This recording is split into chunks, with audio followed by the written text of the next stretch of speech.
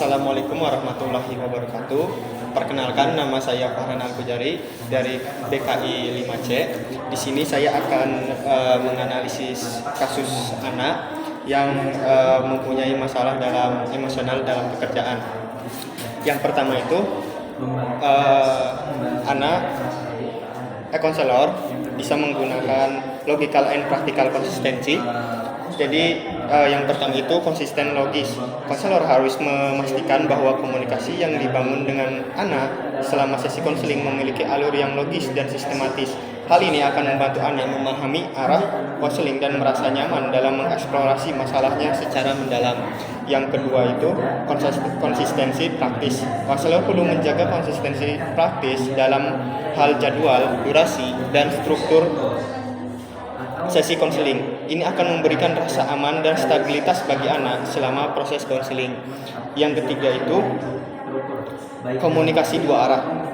Konselor harus memastikan komunikasi terbuka dan dua arah dengan anak. Ini akan memungkinkan anak merasa didengarkan dan dipahami serta mendorong dia untuk secara aktif terlibat dalam proses konseling.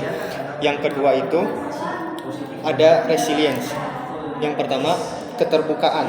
Anak harus merasa nyaman untuk berbagi kekhawatiran tentang hubungan pribadinya tanpa merasa mengganggu fokus konseling.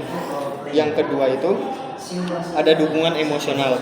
Jadi, konselor perlu mengedepankan empati untuk membantu anak mengatasi rasa tidak dihargai dan keraguan karirnya. Yang terakhir itu ada pengembangan keterampilan. Menggunakan teknik seperti self-talk dapat membantu anak dalam mengelola emosi negatif dan meningkatkan kepercayaan dirinya. Lalu ada self-respect. Dalam konteks komunikasi konseling, self-respect sangat penting. Konselor perlu menciptakan lingkungan yang aman agar anak merasa dihargai dan didengarkan. Ini melibatkan komunikasi yang efektif di mana konselor menunjukkan empati dan menghormati perasaan anak, termasuk keraguan tentang karir dan hubungan pribadinya. Lalu ada respect for other. Yang pertama itu ada mendengarkan dengan empati. Konselor harus menciptakan lingkungan yang aman agar anak dapat berbagi kekhawatirannya tanpa merasa dihakimi. Yang kedua itu ada fleksibilitas dalam fokus. Konselor perlu mengintegrasikan isu emosional pekerjaan, menunjukkan bahwa keduanya saling terkait dan penting untuk kesejahteraan anak. Lalu yang terakhir, menghargai pilihan klien.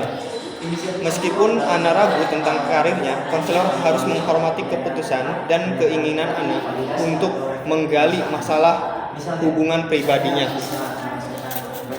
Lalu yang kelima, ada inisiatif. Yang pertama itu membangun hubungan terapeutik. Konselor perlu membangun hubungan terapeutik yang kuat dengan anak agar tercipta rasa aman dan kepercayaan. Yang kedua itu ada klarifikasi masalah. Konselor harus membantu anak mengklarifikasi masalah utama yang dihadapi saat ini. Anak merasa tidak dihargai di tempat kerja dan ragu dengan pilihan karirnya, serta mulai merasa cemas tentang hubungan pribadinya. Konselor dapat meminta anak untuk memprioritaskan masalah yang paling mendesak untuk dibahas terlebih dahulu. Yang ketiga itu ada komunikasi dua arah. Konseling harus menjadi proses komunikasi dua arah yang interaktif. Konselor harus aktif mendengarkan, bertanya, dan memberikan umpan balik yang konstruktif. Yang keempat itu ada fokus pada solusi.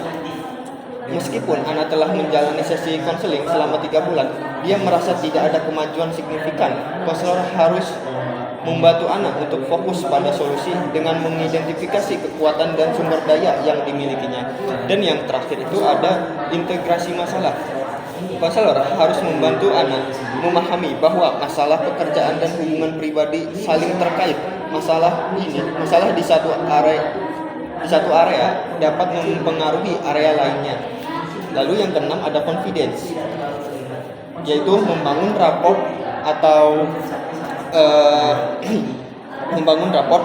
yang lebih baik dengan anak melalui komunikasi yang terbuka dan empatik.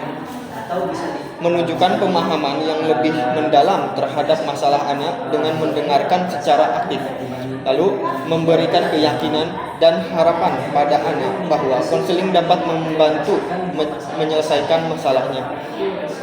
Lalu yang terakhir ada orientasi terhadap masalah. Dalam kasus anak, aspek komunikasi konseling yang berorientasi pada perubahan sangat penting. Keterbukaan dalam berbicara tentang masalah, pekerjaan, dan hubungan pribadi dapat membantu mengidentifikasi akar permasalahan emosionalnya. Untuk komunikasinya, yang pertama logical and practical consistency. Kita bisa pernyataan konselor itu bisa dengan saya mengerti, ini mungkin sulit untuk diterima. Itu contoh komunikasi logical and practical consistency. Lalu yang kedua itu ada confidence. Pernyataan confidence kita bisa dengan menggunakan saya dapat merasakan bagaimana perasaan anak saat ini. Lalu ada inisiatif.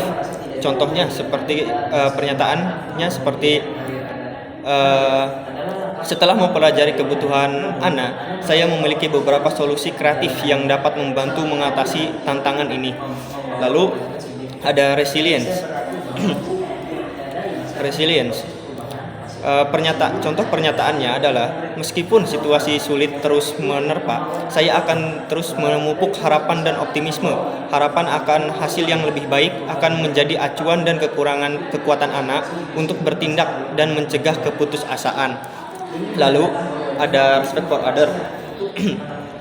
Contoh pernyataannya yaitu ketika kita menghormati orang lain, kita juga menciptakan lingkungan yang positif dan saling mendukung.